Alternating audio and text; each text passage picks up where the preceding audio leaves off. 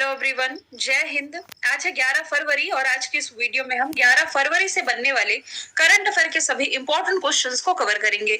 फटाफट से रिवीजन कर लेते हैं। कल हम लोगों ने पढ़ा था कि काला घोड़ा आर्ट फेस्टिवल ये मुंबई में शुरू हुआ है। दूध उत्पादन के मामले में भारत टॉप पर है। भारत ने तुर्की और सीरिया को राहत सामग्री भेजने के लिए ऑपरेशन दोस्त की शुरुआत की है। मातृभूमि बुक ऑफ द ईयर ये अवार्ड जीता है। डॉक्टर पैगी मोहन ने कैनरा बैंक के एमडी सीईओ के सत्यनारायण राजू बने हैं। अभी हाल ही में धर्मेंद्र प्रधान ने युवाओं के लिए युवा संगम पोर्टल लॉन्च कर दिया है। भारत का सबसे बड़ा ये जो हेलीकॉप्टर निर्माण कारखाना है ये कर्नाटक में स्थापित हुआ है। प्राइम मिनिस्टर नरेंद्र मोदी ने उद्घाटन किया और फेम योजना का जो दूसरा चरण है इसके तहत ई वाहनों की बिक्री में जो राज्य टॉप पर है ये महाराष्ट्र है। सभी क्वेश्चंस हम लोगों ने कल पढ़ लिए थे। आपको बैकग्राउंड में कुछ बैंड की आवाज सुनाई दे रही होगी, यदि तो पड़ोस में शादी हो रही है तो थोड़ा सा इसे इग्नोर करिएगा आप लोग, ठीक है। तो चलिए शुरू कर लेते हैं। हाल ही में कौन सा देश अंतरराष्ट्रीय सौर गठबंधन का पूर्ण सदस्य बनने जा रहा है? ये बन चुका है एक्चुअल में ब्राजील।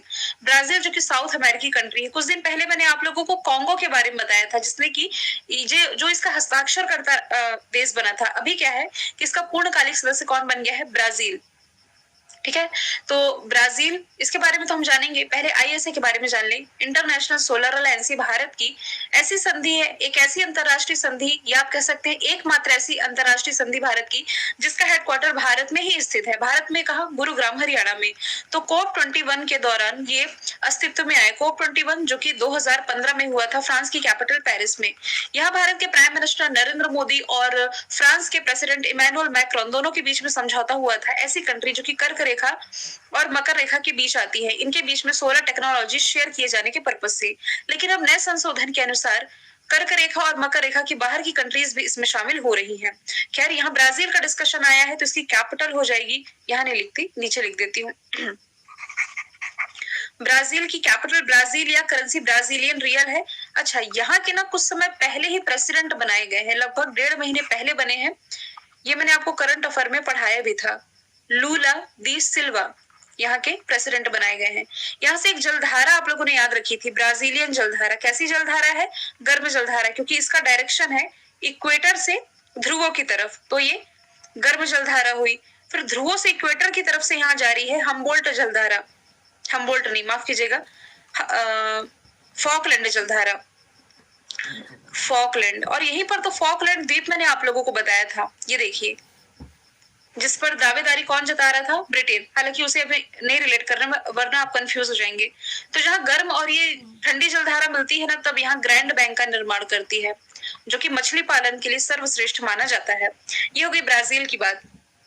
अब यदि हम अदर ऑप्शन की बात करें, ईरान एससीओ का ये 9वां मेंबर बनने जा रहा है। East Timor, ASEAN association of south east Asian nation, इसका 11वां मेंबर बनने जा रहा है और जल्द ही यूरोपीय यूनियन में शामिल हो सकता है यूक्रेन। अगला प्रश्न है, हाल ही में गूगल ने कौन सा नया एआई संचालित चैट बोट लॉन्च किया है?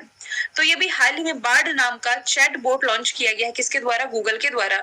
ये किसे रिप्लेस कर रहा है? मतलब कि गूगल का जो चैट जीपीटी था ना, इसे ही टक्कर देने के लिए अब गूगल बार्ड नाम का एक artificial intelligence chat bot launch हो चुका है जो कि लैम्डा लैंग्वेज पर आधारित है। यहाँ पर जो टर्म लिखा हुआ है आर्टिफिशियल इंटेलिजेंस, इसका क्या मतलब होता है? देखिए, आर्टिफिशियल इंटेलिजेंस या कृत्रिम बुद्धिमत्ता आप इसे में हिंदी में कह सकते हैं। तो इंसानों जैसे सोचने समझने की क्षमता मशीनों को देना, या आप कह सकते हैं मशीनों में इंसानों जैसे ही सोचने समझने की क्षमता विकसित करना आर्टिफिशियल इंटेलिजेंस कहलाता है। तो बार्ड नाम का चैटबॉट ये गूगल ने लॉन्च कर दिया है। गूगल क्या है एक्चुअल में? एक सर्च इंजन है। आपके एग्जाम में कई बार पूछा जाता है, सर्च इंजन के ऑप्शन दे दिए जाएंगे और पूछा जाता है इनमें से कौन सर्च इंजन नहीं है। तो यहाँ कुछ सर्च इंजन के नाम मैं लिख ही देती हूँ ताकि आप एडिशनल तौर पर ये भी याद रख सके। एक तो गूगल है ही, देखिए दुनिया का सबसे बड़ा डेटा सेंटर ये गूगल का ही है। फिर सर्च इंजन एक है बायडू, ask.com, ये भी सर्च इंजन है। आपके एग्जाम में काफी बार डक डक गो से सवाल पूछा गया है, ये क्या है? तो ये भी एक सर्च इंजन हो जाएगा, ठीक है। अच्छा, एक और चैटबॉट आपको याद होगा, आधार मित्र, जो कि कुछ दिन पहले ही UIDAI इनके आधार के द्वारा लॉन्च किया गया था। UIDAI की क्या फुल फॉर्म है? Unique identification authority of India, इसके द्वारा। थोड़ा सा गूगल के बारे में और यहाँ लिख देती हूँ। गूगल 1998 में इसकी स्थापना हुई थी। कैलिफोर्निया में इसका हेडक्वार्टर है। लैरी पेज और सर्गी ब्रिन ने इसकी स्थापना की थी, और इसके जो सीईओ हैं गूगल के, ये कौन हो जाएंगे? सुंदर पिचई। ठीक है, अगले प्रश्न की तरफ चलते हैं। इंटरनेशनल क्रिकेट के तीनों फॉर्मेट में 30 की उम्र में डेब्यू करने वाले पहले भारतीय क्रिकेटर कौन बने हैं? तो ये भी हाल ही में बन गए हैं सूर्य कुमार यादव। 30 साल की उम्र के बाद इन्होंने डेब्यू किया है। इन्होंने पहला टेस्ट डेब्यू 32 साल 148 दिन की उम्र में किया था। मतलब आफ्टर 30 ही तीनों फॉर्मेट में डेब्यू करने वाले पहले भारतीय खिलाड़ी बन गए हैं। ठीक है, T20 इंटरनेशनल डेब्यू भी इन्होंने 30 के बाद। ठीक है, अब सूर्य कुमार यादव आईसीसी के द्वारा भी रिसेंटली इन्हें कौन सा अवार्ड मिला है? ICC T20 international men's cricketer of the year, ये सूर्य कुमार यादव रहे। छाए हुए हैं भाई सूर्य कुमार यादव। मुरली विजय रिसेंटली इन्होंने संन्यास लिया है। आर अश्विन, ये आईपीएल के इतिहास में रिटायर्ड आउट खिलाड़ी, आईपीएल के इतिहास के पहले रिटायर्ड आउट खिलाड़ी बने थे। एमएस धोनी इंटरनेशनल क्रिकेट से तो संन्यास ले चुके हैं। इनके कुछ ब्रांड आप रिलेट कर सकते हैं, जैसे कि गरुड़ एरोस्पेस ने इन्हें अपना ब्रांड एम्बेसडर बनाया है। ये टाइटन के ब्रांड एम्बेसडर हैं। टाइटन के, गलत लिख दिया क्या मैंने? अरे भाई बैंड वालों, चलिए कोई नहीं, एक ही बार तो होती है शादी। टाइटन, फिर इसके बाद मेरा भी ध्यान उधर ही चला गया। ड्रीम 11, रेड बस, इन सभी के ब्रांड एम्बेसडर एमएस धोनी ही हैं। हाल ही में किस राज्य सरकार ने अगले 2 वर्षों में ग्रीन हाइड्रोजन हब स्थापित करने की घोषणा की है? तो केरल में ग्रीन हाइड्रोजन हब स्थापित किया जाएगा। इजी लैंग्वेज में मैं बताऊं तो आप सभी जानते हैं कि केंद्र सरकार हो चाहे राज्य सरकार, ये ग्रीन एनर्जी की तरफ बढ़ रही है, यानी कि रिन्यूएबल एनर्जी के क्षेत्र में कार्य कर भी रही है, ज्यादा से ज्यादा ई व्हीकल को बढ़ावा दे रही है ना। तो ऐसे में अगले 2 वर्षों में ग्रीन हाइड्रोजन हब ये स्थापित करेगा केरल गवर्नमेंट, और इसके लिए 200 करोड़ का आवंटन ये करेगी। ये हब कोच्चि और तिरुवनंतपुरम में बनाए जाएंगे। इसके तहत क्या होगा?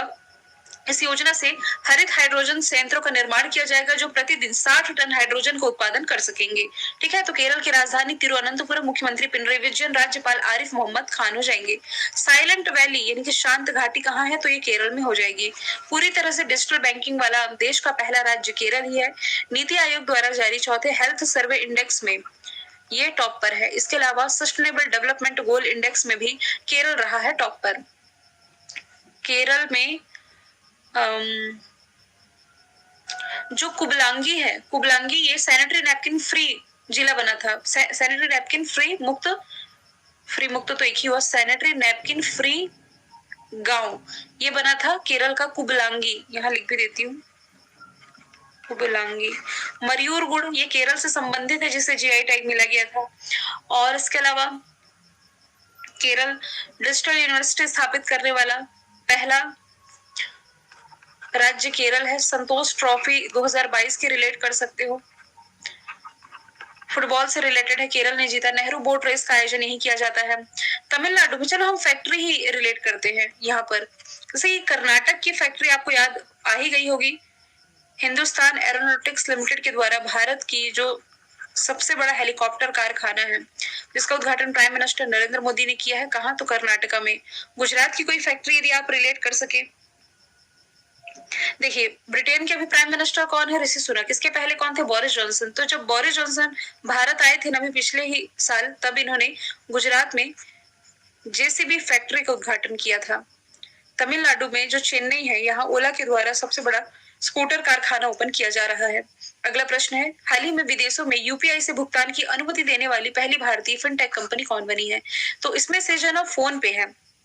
फोन पे अब विदेशों में भी यहाँ फोन पे के माध्यम से पेमेंट किया जा सकेगा, ये पॉसिबल है। तो यहाँ चीजें लिखी भी हुई है कि फोन पे विदेशों में यूपीआई से भुगतान की अनुमति देने वाला भारत का पहला फिनटेक कंपनी बन गया है। फोन पे ने एक ऐसी सुविधा शुरू की है जिसमें कि विदेश यात्रा करने वाले जो उपयोग करते हैं ये यूपीआई, अच्छा यूपीआई की फुल फॉर्म क्या होती है? Unified payment interface. तो इसका उपयोग करते हुए विदेशी व्यापारियों को पेमेंट ये कर सकेंगे। ठीक है, इसमें उपयोगकर्ताओं को अपने भारतीय बैंक से सीधे विदेशी मुद्रा में भुगतान करने की अनुमति होगी। ठीक है, अब यदि हम बात करें फोन पे की, तो फोन पे की स्थापना कब की गई थी? ये 2015 में की गई थी। और इसका हेडक्वार्टर कहाँ है? बैंगलोर कर्नाटक में। इसके जो फाउंडर है ना, ये समीर निगम थे। इसके ब्रांड एम्बेसडर में आमिर खान और आलिया भट्ट। अच्छा, भारत पे के ब्रांड एम्बेसडर कौन है? सलमान खान। और पेटीएम 2010 में इसकी स्थापना हुई थी, विजय शेखर शर्मा ने की थी, नोएडा में इसका हेडक्वार्टर है। अभी पिछले ही महीने इंस्टा मोजो से क्या रिलेट करके मैंने आप लोगों को बताया है। कोई भी एक ब्रिलियंट स्टूडेंट जिसकी मेमोरी शार्प आई हो उसे तो जरूर याद होगा, जिसे भी अनुमति देने वाला भारत का पहला फिनटेक कंपनी बन गया है। फोन पे ने एक ऐसी सुविधा शुरू की है जिसमें कि विदेश यात्रा करने वाले जो उपयोग करता है ये यूपीआई। अच्छा, यूपीआई की फुल फॉर्म क्या होती है? Unified payment interface. तो इसका उपयोग करते हुए विदेशी व्यापारियों को पेमेंट ये कर सकेंगे, ठीक है। इसमें उपयोगकर्ताओं को अपने भारतीय बैंक से सीधे विदेशी मुद्रा में भुगतान करने की अनुमति होगी, ठीक है। अब यदि हम बात करें फोन पे की, तो फोन पे की स्थापना कब की गई थी? ये 2015 में की गई थी। और इसका हेडक्वार्टर कहाँ है? बैंगलोर कर्नाटक में। इसके जो फाउंडर है ना, ये समीर निगम थे। इसके ब्रांड एम्बेसडर में आमिर खान और आलिया भट्ट। अच्छा, भारत पे के ब्रांड एम्बेसडर कौन है? सलमान खान। और पेटीएम 2010 में इसकी स्थापना हुई थी, विजय शेखर शर्मा ने की थी, नोएडा में इसका हेडक्वार्टर है। अभी पिछले ही महीने इंस्टा मोजो से क्या रिलेट करके मैंने आप लोगों को बताया है। कोई भी एक ब्रिलियंट स्टूडेंट जिसकी मेमोरी शार्प आई हो उसे तो जरूर याद होगा, जिसे भी याद हो कमेंट बॉक्स में जरूर बताएंगे। और जिसने भी इसका आंसर दिया ना, उसका स्क्रीनशॉट लेके मैं टेलीग्राम में शेयर करूंगी।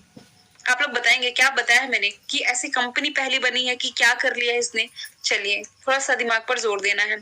वित्त वर्ष 2021-22 में भारत को अब तक का सर्वाधिक कितना आवक प्रेषण यानी कि रेमिटेंस प्राप्त हुआ है? देखिए, रेमिटेंस किसे कहते हैं? कोई जो भारतीय नागरिक बाहर रह रहा है, वहां कमा रहा है, वहां कमा करके पैसे अपने परिवार को यहाँ इंडिया में भेज रहा है, फिर उसका परिवार यहाँ इंडिया में पैसे खर्च करता है, तो भारत में ना अच्छी खासी मात्रा में रेमिटेंस प्राप्त होता है भारत को। और हमेशा ही प्रेषण के मामले में यानी रेमिटेंस के मामले में भारत पूरी दुनिया में टॉप पर रहा है। तो इस बार 89,127 मिलियन डॉलर का रेमिटेंस भारत को मिला है। सबसे ज्यादा कहां से मिला है? तो सबसे ज्यादा मिला है यूएई से। 12,845 मिलियन डॉलर का ये एकमात्र यूएई ने दिया है। टोटल है 89,127 मिलियन डॉलर। पिछले साल सबसे ज्यादा कहां से मिला था? सिंगापुर से। इस बार यूएई से मिला है। तो ऐसे क्वेश्चन में ना आपको आंकड़े याद रखने होते हैं, तो एग्जैक्ट आंकड़ा इसका आप याद रखेंगे। अगला प्रश्न है, भारत में पहली बार किस राज्य केंद्र शासित प्रदेश में लिथियम के भंडार मिले हैं? तो रिसेंटली जम्मू कश्मीर में लिथियम का पहला भंडार पाया गया है। जम्मू कश्मीर के रियासी जिले की ये घटना है, जहां जियोलॉजिकल सर्वे ऑफ इंडिया को 5.9 मिलियन टन का लिथियम अनुमानित भंडार का पता चला है, ठीक है। देखिए, लिथियम का जो उपयोग है ना, ये इलेक्ट्रिक व्हीकल वाली मतलब जो बैटरी होती है इसके निर्माण में मुख्य रूप से किया जाता है। तो अभी जियोलॉजिकल सर्वे ऑफ इंडिया ने खोज की है कहाँ? जम्मू कश्मीर में। तो जीएसआई की स्थापना 1891 में हुई और कोलकाता में इसका हेडक्वार्टर है। जम्मू कश्मीर के उपराज्यपाल मनोज सिन्हा है। हाल फिलहाल क्या पढ़ा है हम लोगों ने? श्रीनगर से कह रही हूँ, जम्मू कश्मीर से। खेलो इंडिया यूनिवर्सिटी गेम्स है ना, जो ये गुलमर्ग में अभी शुरू होने हैं। गुलमर्ग में ही भारत का या दुनिया का सबसे बड़ा इग्लू कैफे भी स्थापित किया गया है। अब यहाँ खोज की बात की जा रही है, तो ऑप्शन भी आप जानते ही हैं कि क्वेश्चन तो ठीक है, ऑप्शन सेट करने में मेहनत लगती है, दिमाग पर थोड़ा जोर देना पड़ता है कि भाई लिथियम कहीं पाया गया है तो किसी न किसी राज्य में कुछ न कुछ तो पाया गया होगा। जैसे अभी पिछले ही साल यूरेनियम के भंडार कहाँ पाए गए थे? राजस्थान में। राजस्थान में पहली बार 15,000 टन यूरेनियम ये पाया गया था। बिहार में जमुई में विशाल सोने के भंडार पाए गए थे। जमुई जिला याद है आप लोगों को। और मध्य प्रदेश में जो बक्सवाहा के जंगल है उनका सफाया किया जा रहा है छतरपुर वाले क्षेत्र में, क्योंकि यहाँ विशालतम हीरे के भंडार पाए जाने की संभावना है, ठीक है। अगला प्रश्न है, हाल ही में किस देश ने ऊर्जा संकट पर देश में स्टेट ऑफ डिजास्टर यानी कि आपदा की स्थिति घोषित की है? तो अफ्रीकी कंट्री साउथ अफ्रीका, यहाँ आपदा जैसी सिचुएशन आ चुकी है। किस लिए? बिजली की संकट के कारण। तो देश में गंभीर बिजली की कमी पर यहाँ राष्ट्रीय आपदा घोषित कर दी गई है। तो कोविड के कारण आपदा की स्थिति को हटाए जाने के ठीक 10 महीने बाद अब ये बिजली संकट का सामना कर रहा है। सिरिल रामाफोसा जो कि यहाँ के राष्ट्रपति है, इन्होंने इस मामले को प्रभावी ढंग से निपटाने के लिए एक ऊर्जा मंत्री नियुक्त किया। हालांकि याद नहीं रखना है, इसे भी आप वन लाइनर फॉर्मेट में याद रखें। भाई ऊर्जा संकट से भी ग्रसित है कौन? तो साउथ अफ्रीका। इसके 3 कैपिटल है basically, Pretoria, Cape Town, Bloemfontein. Currency South African rand है। यहाँ से लिम्पोपो रिवर मैंने आपको बताई है, जो कि मकर रेखा को 2 बार काटती है। 100 अफ्रीकी चीते ये साउथ अफ्रीका से ही लाए जाएंगे। कुछ दिन पहले इसके बारे में मैंने आप लोगों को हालांकि बताया भी था। ब्रिटेन में रेड अलर्ट जारी किया गया था पिछले साल, क्योंकि पहली बार टेम्परेचर 50 डिग्री के पार पहुंच गया था। पेरू में तेल के रिसाव के कारण यहाँ भी अलर्ट जारी किया गया था, ये भी पिछले साल की न्यूज है। और श्रीलंका में भी आर्थिक आपातकाल, ये भी पिछले साल की न्यूज हो जाएगी। ठीक है, अगला प्रश्न है, हाल ही में बीबीसी ने साल की सर्वश्रेष्ठ महिला खिलाड़ी के पुरस्कार के लिए कितने महिला खिलाड़ियों को नॉमिनेट किया है? तो टोटल 5 है। इन टोटल 5 में विनेश फोगाट है, जो कि पहलवान है, साक्षी मलिक भी पहलवान है, इसके अलावा मीराबाई चानू जो कि वेट लिफ्टिंग से रिलेटेड है, पीवी सिंधु जो कि बैडमिंटन से है, और निखत जरीन जो कि मुक्केबाज है। इन 5 को नॉमिनेट किया बीबीसी यानी कि ब्रिटिश ब्रॉडकास्टिंग कॉर्पोरेशन ने। आज का सवाल है, यात्रियों के लिए व्हाट्सएप फूड डिलीवरी की सुविधा किसने शुरू की है? तो रिवीजन वाला क्वेश्चन है। इंडियन रेलवे ने इसकी शुरुआत कर दी है। मतलब कि व्हाट्सएप के थ्रू ही आप रेलवे में, मतलब रेल में बैठे बैठे अपने खाने का ऑर्डर दे सकेंगे, ऐसी सुविधा शुरू कर दी है इंडियन रेलवे ने। रेल मंत्री अश्विनी वैष्णव है, रेलवे बोर्ड के अध्यक्ष और सीईओ अनिल लोहाटी है। वसारा की brand ambassador Deepika Padukone. Air India फिर से टाटा की हो गई है, और इंडिगो ने स्वदेश इंडिजीनियस जो गगन नेविगेशन सिस्टम गगन का इस्तेमाल करने वाला जो इंडिगो है। अच्छा, गगन के बारे में पहले ही बताया था ना मैंने आप लोगों को, क्या फुल फॉर्म है गगन की, या मैं भूल रही हूँ? स्वदेशी नेविगेशन प्रणाली गगन को पहली बार इस्तेमाल किया गया इंडिगो के द्वारा। गगन की फुल फॉर्म मुझे याद नहीं आ रही, शायद मैंने जब ये बताया था आपको तब गगन की फुल फॉर्म बताई थी, ये वाला क्वेश्चन जिस दिन बताया था, तो याद नहीं आ रहा। ये वाला आंसर आप लोग बताएंगे। चलिए, गगन वाला भी मैं आपके ऊपर छोड़ती हूँ, और अभी जो इंस्टा मोजो वाला पूछा था, दोनों का आंसर कमेंट बॉक्स में बताइएगा। फिर कल मैंने आपसे पूछा था एशिया का पहला फ्लोटिंग फेस्टिवल कहाँ शुरू हुआ? मध्य प्रदेश के मंदसौर में। आज का सवाल है, नेशनल आइस हॉकी चैंपियनशिप 2023 ये जीता किसने? आंसर कमेंट बॉक्स में आप लोग बताएंगे। फिर हम मिलेंगे नेक्स्ट वीडियो के साथ। Thank you so much.